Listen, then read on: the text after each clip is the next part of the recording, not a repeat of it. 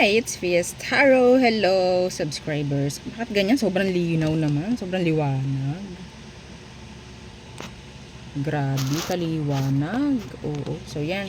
So, subscribers reading. Oh, yan. Okay. So, let's see the next 7 days ng mga nakasubscribe. Syempre. Opo. No? So, itong reading na to ay para lang po sa mga nakasubscribe sa atin pong FB page. Okay, so kung gusto mo na makasali dito sa reading natin. So, late nga to dapat nung Sabado. Okay, pero ngayon na lang. Dahil meron tayong biglaang ginawa nung Sabado. Anyway, next 7 days for our subscribers. Again, kung may mga tanong, mag-message po, no? Private reading sa ating mga charms, message lang po. Let's see. Kuha tayo ng 6.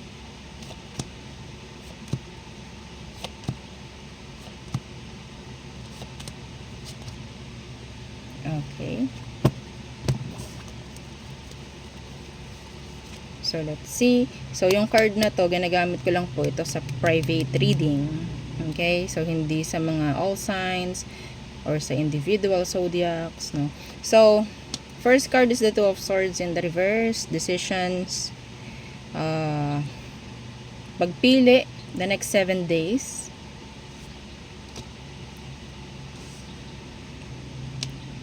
The Ace of Cups. Pwedeng sa connection, relationship, if ever.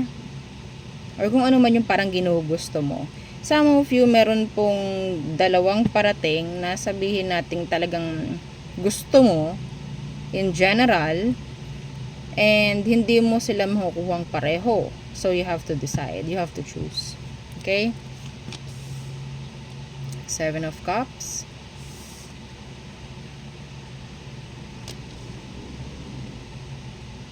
Being busy, a lot of sabihin natin, madaming gawain in general. Page of Swords in reverse. Oh, I'm hearing overlooked. Okay? Or pwedeng may makakaligtaan. Some of you have this few stalkers. Sabihin natin, I don't know, like 2 or 3 stalkers. I don't know who. Pero may mga nag-i-stalk sa inyo. Hindi lang iisa. Hindi lang po iisa.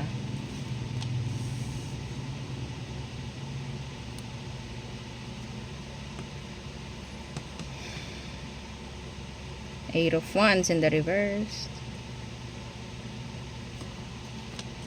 The Eight of Cups.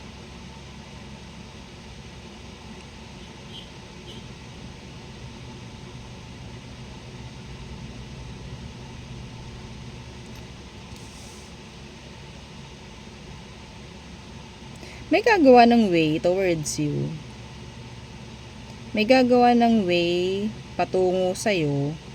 And I think, meron siyang something like emotion for you the next 7 days. Hindi ito nakikipag-usap sa'yo ngayon. I don't know, some of you black. I'm hearing black.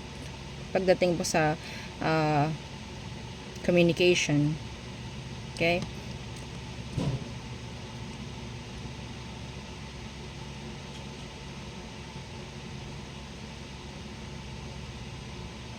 Kung sino man po yung hindi mapipili or kung ano man yung hindi mapipili, magkakos ng confusion sa'yo. Magkakos ng confusion. Or magbibigay siya ng confusion. Kung tao man to. Mali ang pinili mo, dapat ako. May mga paganon siya. Kung tao man to. And I think this is tao. Okay?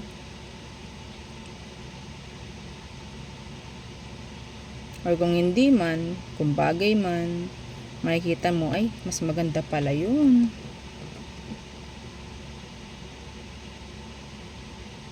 Some of you avoid ninyong gumawa ng decision the next 7 days out of emotion. Out of emotion. galit ka, excited ka, masaya ka, kung ano man. Dapat neutral ka kung gagawa ka po ng decision or pipili. Yeah. Okay po. Somewhere na parang nakalista sa notes mo, bansa man yan, o lugar mapupuntahan, or may chance na mapuntahan, or magkakaroon ng offer or opportunity to go there. That's specific. Okay, so next, let's see. A lot of unexpected may happen the next 7 days.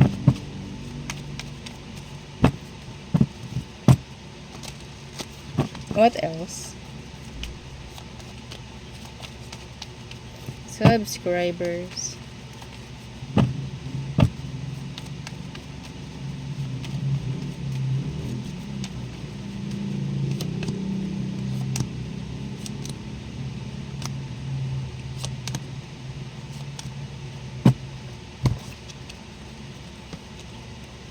Okay, first card again, Six of Swords in the reversed.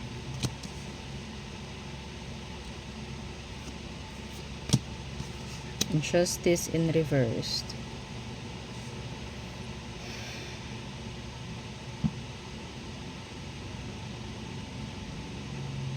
Merong mga makokompromiso the next 7 days. May mga makokompromiso po dito. The Fool. The Three of Swords.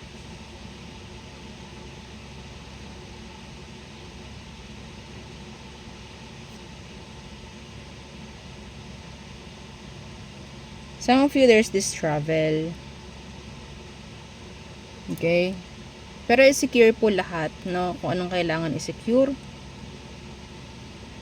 sa pag-alis.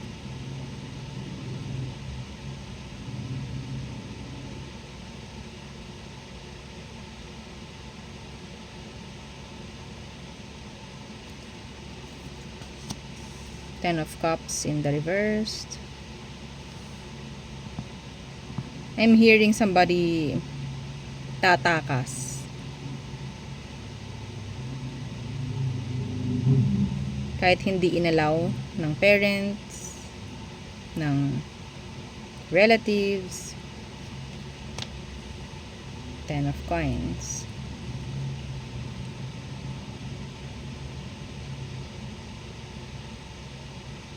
Meron kang mabibili something for your family,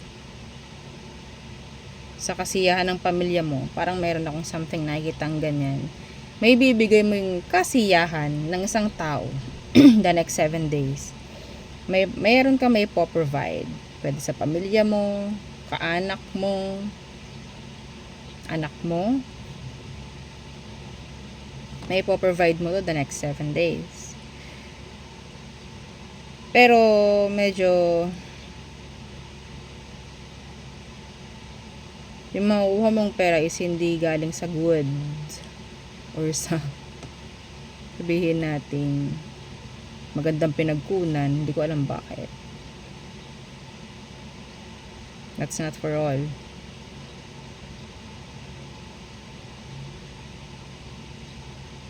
Somebody is cheating.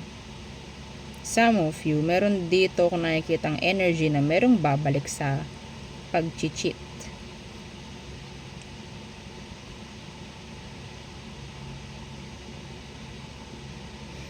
Okay?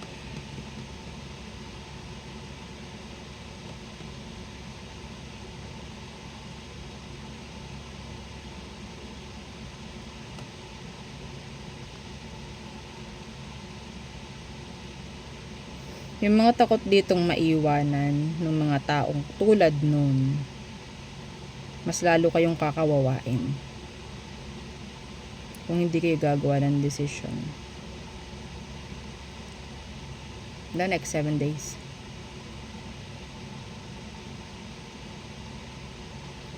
Some of you, there could be an Aries na pwedeng masaktan ka. Not specific. Or there could be an Aries na pwedeng masasaktan mo. Pwedeng vice versa or flip.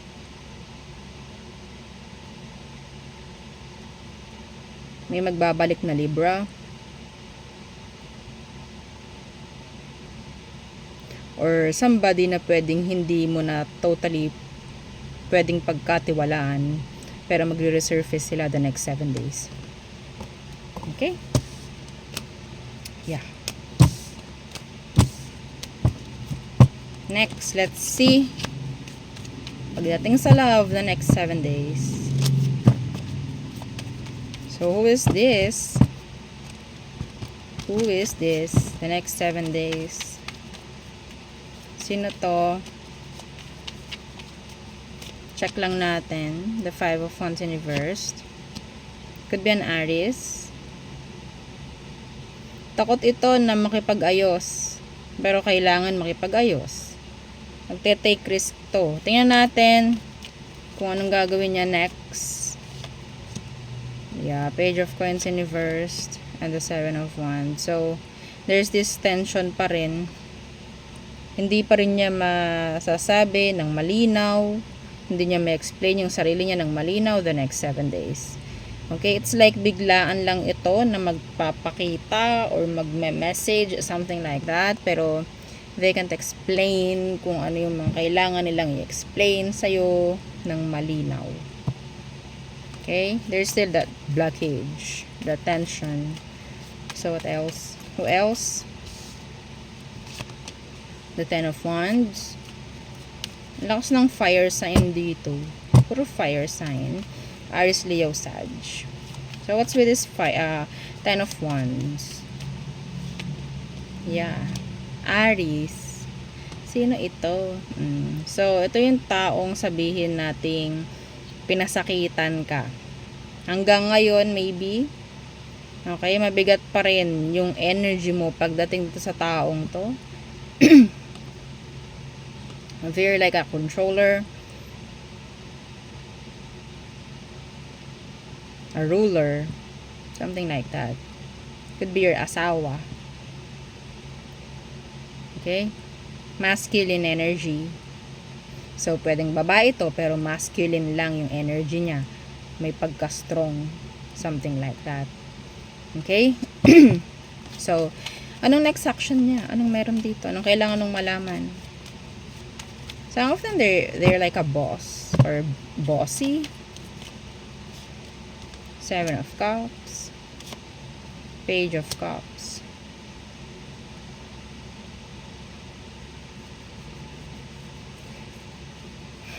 May nakikita akong pagbawi mula sa kanya. Pagbawi. Kaso nga lang itong pagbawi na to is hindi mo i-accept. Magagalit ka pa. No? Oo, parang hindi sapat yung gagawin niyang action. Kung ano man yan. Pwedeng kasal kayo ng taong to. Okay? Or hindi pa rin sila ganun na magiging available if ever. Yeah, busy yung person. So, who else? Last, who else? The 5 of Cups could be a water sign. Death. So, this could be an ex. This could be an ex. May nangyaring separation, ending sa inyo. Nandun yung energy ng regrets, disappointments, sadness. Anong gagawin nito the next 7 days? Next action, if ever. The Knight of Wands in reverse. They're playing the field. 6 of Cups. If ever, some of you babalik without giving you clear intentions, emotions, mga ganyang bagay. Yeah. The Sun in reverse. Unclear. No? So, magre-resurface tong taong to the next 7 days. Scorpio, Sagittarius. Water sign. Hello? Kumusta? A missed call? Something like that. Ganun lang po kasimple. Okay? Unexpected. Hindi mo to ma-avoid. I don't know. Ikaw itong pwedeng i-entertain mo yung mga ganong maliliit na mga subtle signs. Mga ganyang bagay. Okay? So, depende na lang sa kung anong mangyayari sa inyo. So, yun. Ang akin pong reading for you, subscribers. Again, thank you. And, maybe, next Saturday uli yung ating reading. So, mga silip lang yan next 7 days. So, yun po. Again, salamat. Bye.